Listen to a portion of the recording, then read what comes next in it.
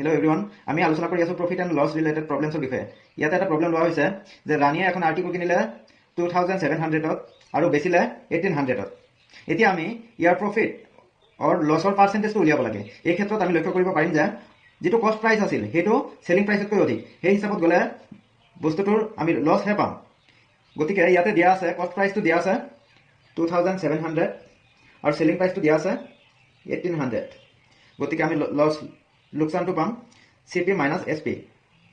CPটো দিয়া আছে 2700 minus SP, selling price ইয়াতে দিয়া আছে 1800। এই দুটা আমি মাইনাছ কৰিলে পাম 900 আৰু এইটো হ'ল আমাৰ লছ।